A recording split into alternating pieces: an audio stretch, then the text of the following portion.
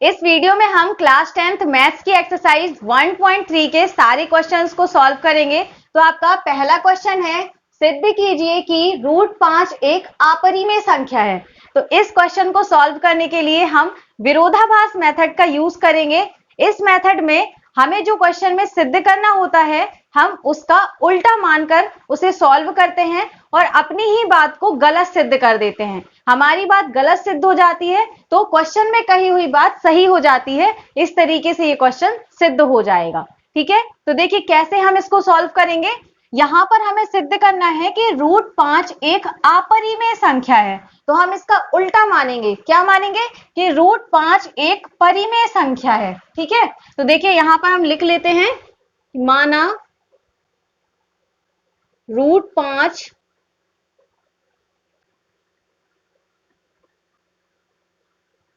परिमेय संख्या है। अब अगर ये परिमेय संख्या है तो √5 को हम क्या लिख सकते हैं, इस तरह से a बटे b के रूप में लिख सकते हैं, यानी अंश बटे हर के रूप में लिख सकते हैं। जहां आप जानते हैं परिमेय संख्या में हर 0 नहीं होता है, तो यहां पर b बराबर 0 नहीं होगा और a व b सहअभाज्य संख्याएं हैं।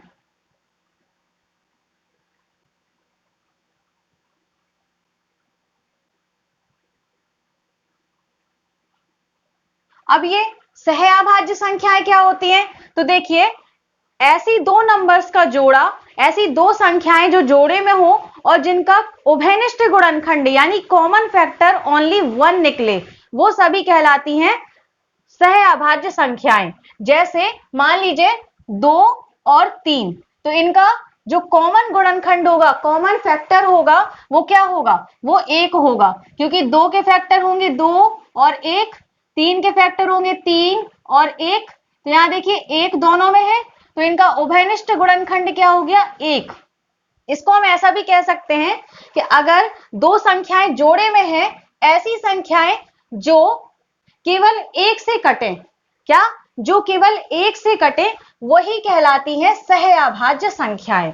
ठीक है, इस बात को आप नोट कर लीजिएगा, क्योंकि इसी बात पर पूरा क्वेश्चन डिपेंड है हमारा। ठीक है ना, क्या होती है सहअभाज्य संख्याएं, जो केवल 1 से कटे, जिनका कॉमन गुणनखंड केवल 1 निकले, वही कहलाती हैं सहअभाज्य संख्याएं। ठीक है, तो देखिए अब इसके आगे आपको क्या करना है, यहां पर इन दोनों संख्याओं यानी दोनों पक्षों का वर्ग कर देना है। यहां लिख देंगे दोनों पक्षों का वर्ग करने पर। अब वर्ग करेंगे तो क्या हो जाएगा, यहां पर आ जाएगा √5 का स्क्वायर और यहां पर आएगा a बटे b का होल स्क्वायर। अब रूट के अंदर कोई संख्या है और उसका स्क्वायर करते हैं तो उसका रूट कैंसिल हो जाता है, तो यहां पर केवल आ जाएगा 5 और ये आ जाएगा a स्क्वायर अपॉन में b स्क्वायर। ठीक है, अब ये जो b स्क्वायर है ये a स्क्वायर के साथ इस तरफ भाग में है, तो अगर हम बराबर के इस तरफ लेके आएंगे तो ये गुणा करेगा, तो ये हमने इसका गुणा कर दिया 5 के साथ में।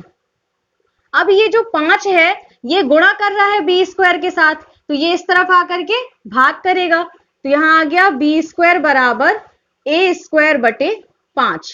अब देखिए यहां से कुछ एक कंक्लूजन निकलेगा, क्या, यहां से आपको मिला a स्क्वायर बटे में 5, इसका मतलब हुआ कि जो a स्क्वायर है वो 5 से विभाज्य है। तो यहां पर हम लिख देंगे कि चूंकि a स्क्वायर 5 से विभाजित है,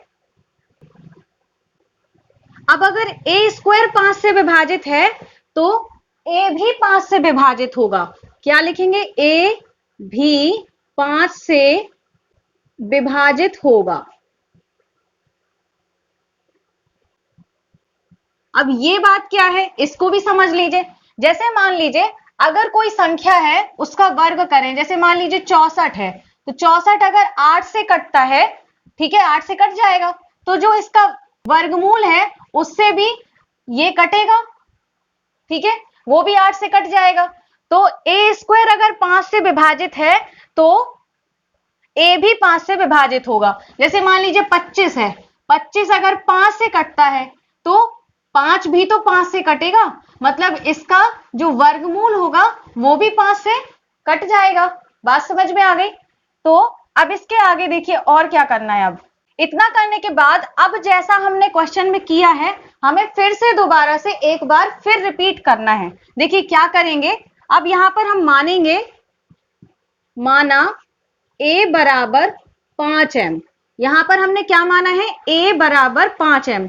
जो भी 5 से विभाजित हुआ है तो यहां पर a 5 से विभाजित हुआ है, तो a बराबर हमने क्या मान लिया, 5 से विभाजित हुआ, इसलिए हमने 5m मान लिया। ठीक है, अब देखिए इसका जो मान है इस समीकरण में आपको रख देना है। तो यहां पर क्या है, √5 बराबर हमें दिया गया है a बटे b, तो a की जगह पर रख देंगे 5m बटे b।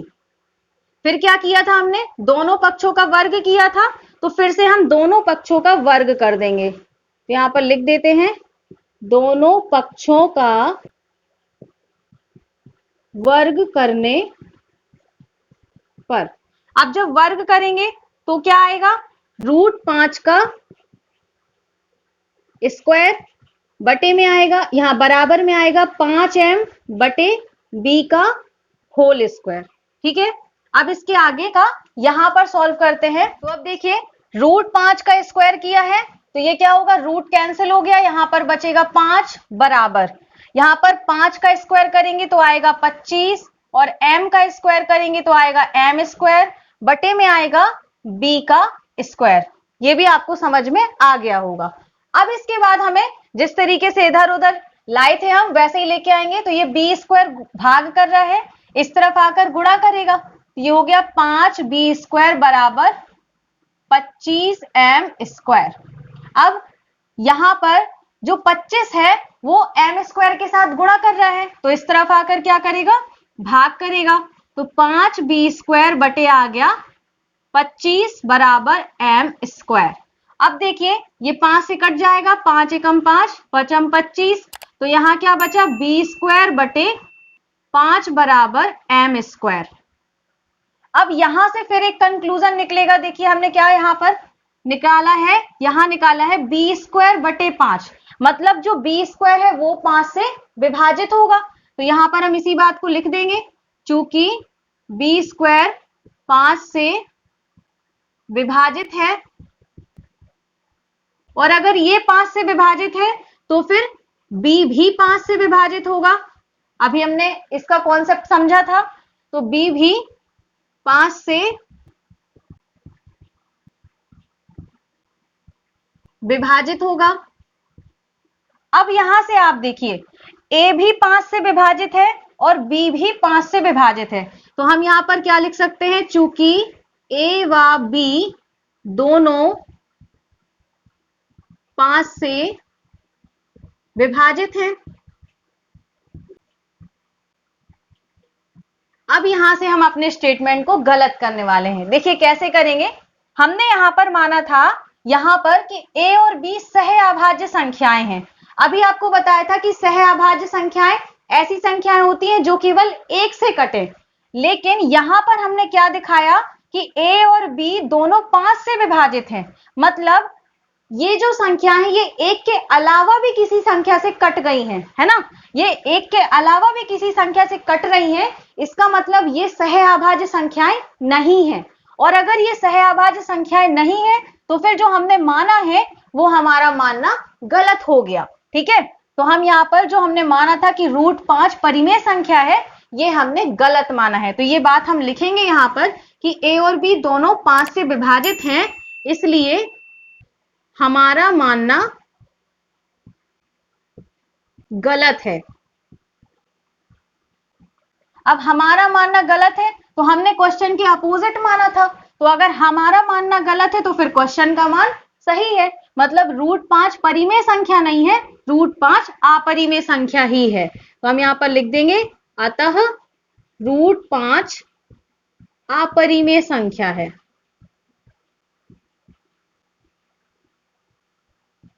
तो इस तरह से ये क्वेश्चन आपका कंप्लीट हुआ। तो यहां पर आपको क्या करना है, जो भी आपको क्वेश्चन में सिद्ध करना है उससे उल्टा मान लेना है और फिर मानने के बाद उसको सॉल्व करके उसी बात को गलत सिद्ध कर देना है। अगर हम अपनी बात को गलत सिद्ध कर देंगे तो जो क्वेश्चन में कही हुई बात है वो सही सिद्ध हो जाएगी। तो इस तरह से ये क्वेश्चन हमारा हो जाएगा प्रूव्ड। तो हम यहां लिख देंगे हैंस प्रूव्ड।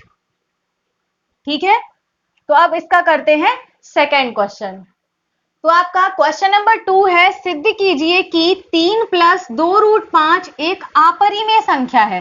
तो इस क्वेश्चन को अभी हमें बिल्कुल उसी तरह से सिद्ध करना है जैसे हमने पहले क्वेश्चन को सॉल्व किया था। उसमें भी हमने जो ऊपर की 2 लाइनें लिखी थी वो इस क्वेश्चन में भी वैसे ही लिख देना है।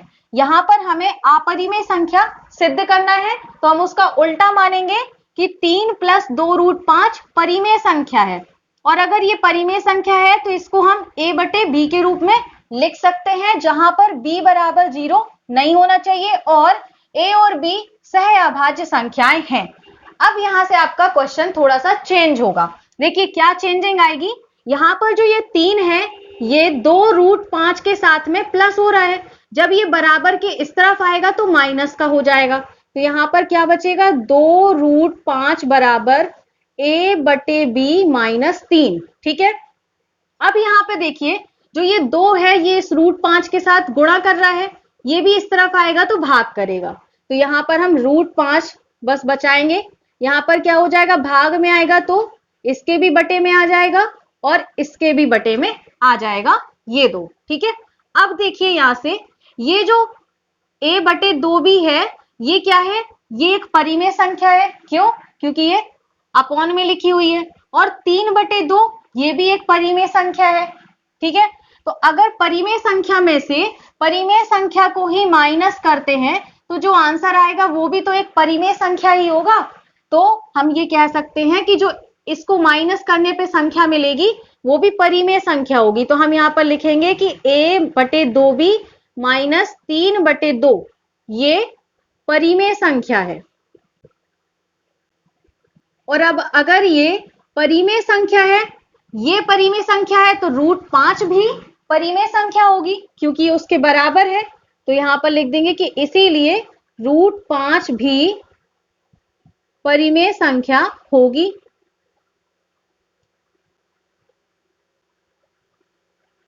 अब देखिए यहां से क्या निकला कि √5 परिमेय संख्या होगी।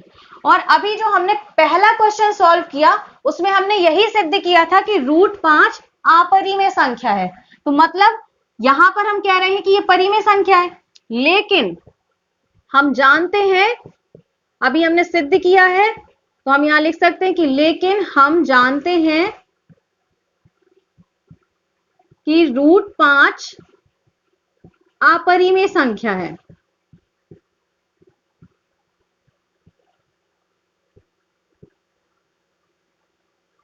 तो देखिए यहां से क्या निकल के आया कि √5 अपरिमेय संख्या है और हमारे क्वेश्चन के सॉल्व करने पे पता चला कि √5 परिमेय संख्या है, जबकि ये तो परिमेय संख्या होती ही नहीं है, ये तो अपरिमेय संख्या होती है। मतलब हमारा मानना गलत है। तो यहां पर हम लिख देंगे हमारा मानना गलत है,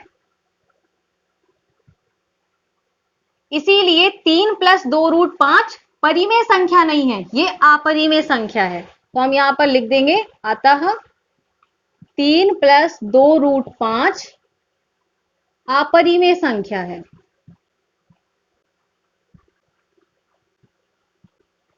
ठीक है, तो ये आपका क्वेश्चन कंप्लीट हुआ। अब हम करेंगे इसका क्वेश्चन नंबर 3।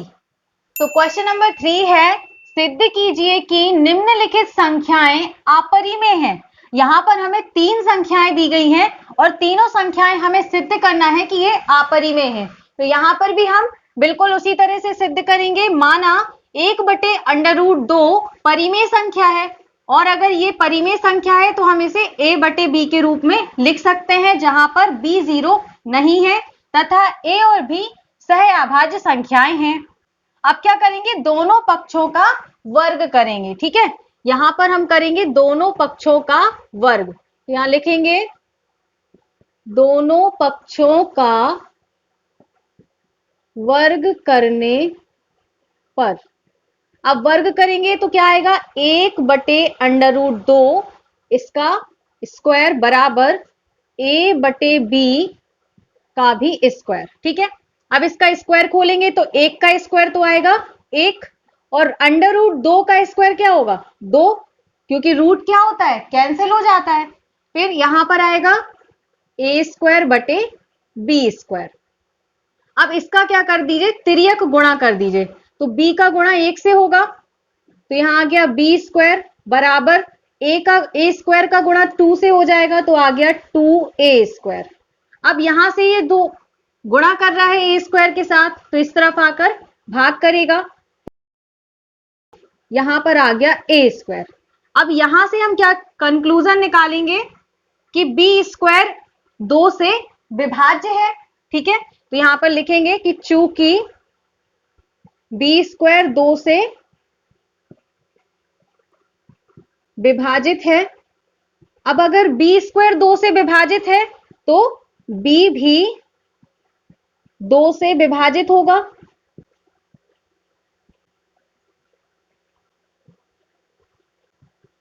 इस बात को हम पहले क्वेश्चन में समझ चुके हैं। ठीक है, बिल्कुल उसी तरह से b² अगर 2 से विभाजित है तो b भी 2 से विभाजित होगा।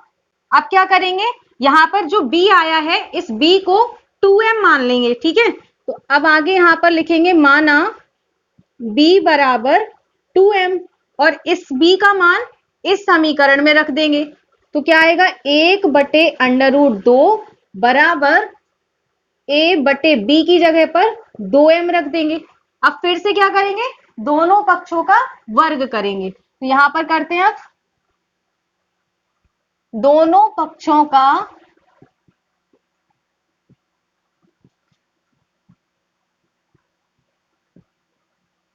वर्ग करने पर।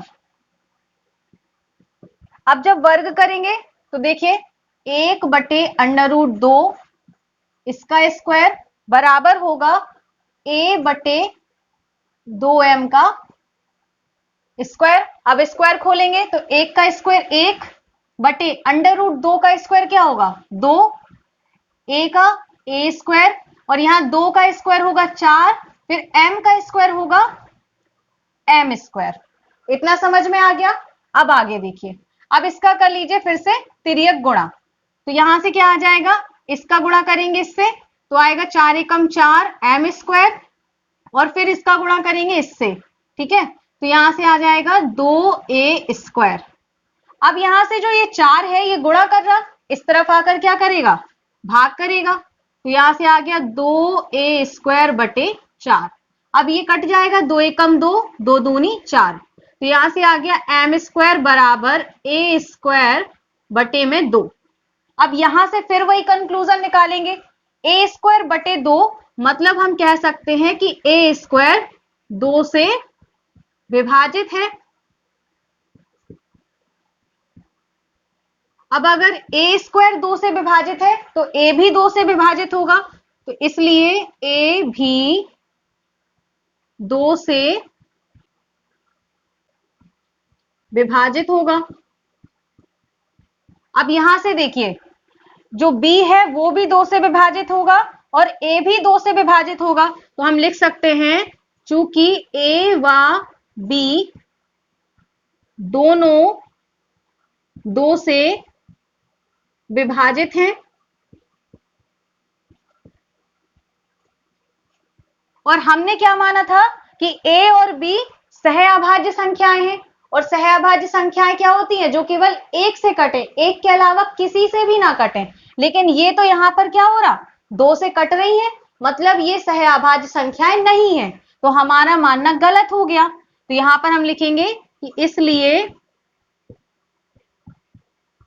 हमारा मानना गलत है। अगर हमारा मानना गलत है तो फिर जो क्वेश्चन में कहा गया है वही सही है, तो हम कह सकते हैं कि अतः 1/√2 अपरिमेय संख्या है।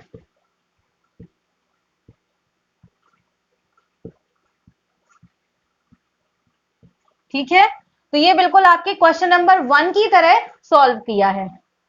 अब इसके आगे हम इसका अगला क्वेश्चन करेंगे। तो क्वेश्चन नंबर 2 है 7√5, इसे हमें अपरिमेय संख्या सिद्ध करना है।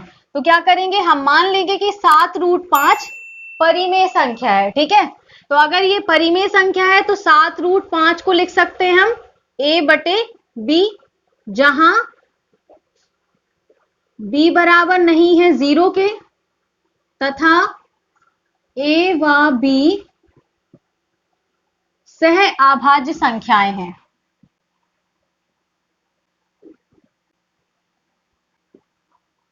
अब यहां से देखिए, यहां पर हमें दिया गया है 7√5 बराबर a/b। तो ये 7 क्या है, √5 के साथ गुणा कर रहा है।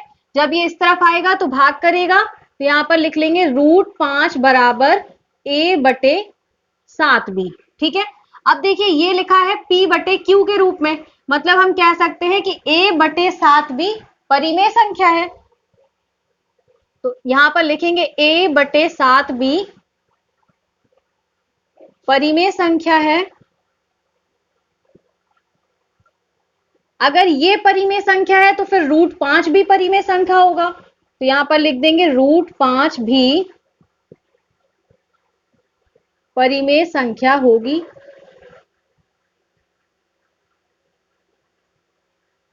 लेकिन हम जानते हैं, हमने क्वेश्चन नंबर 1 में सिद्ध किया था कि √5 परिमेय संख्या नहीं होती, अपरिमेय संख्या होती है। तो हम यहां पर लिखेंगे लेकिन हम जानते हैं √5 एक अपरिमेय संख्या है।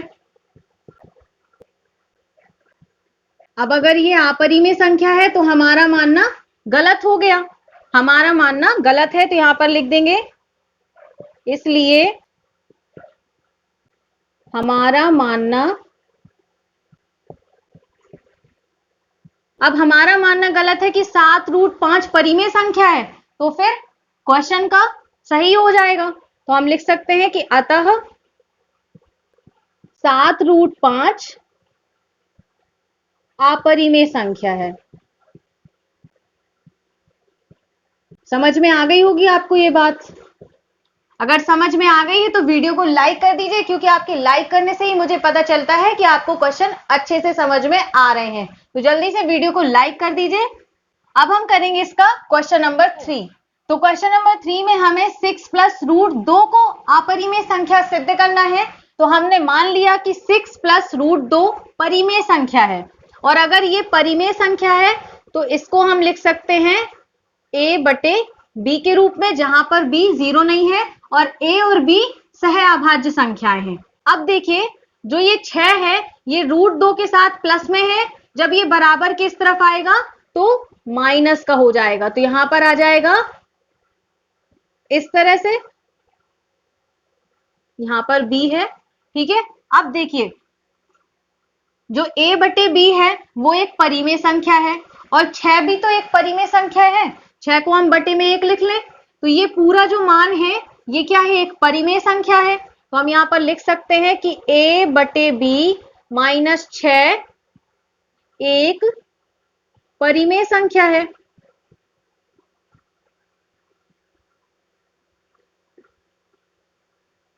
अब अगर ये परिमेय संख्या है तो √2 भी परिमेय संख्या होगी, इसलिए √2 भी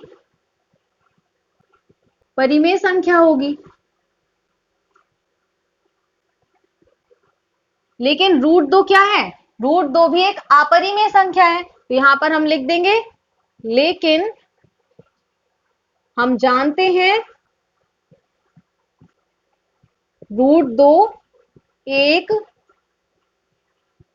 अपरिमेय संख्या है। अगर ये अपरिमेय संख्या है तो हमारा मानना गलत हो गया। तो यहां पर लिखेंगे हमारा मानना गलत है, इसलिए क्या हो जाएगा, 6 + √2 अपरिमेय संख्या होगी।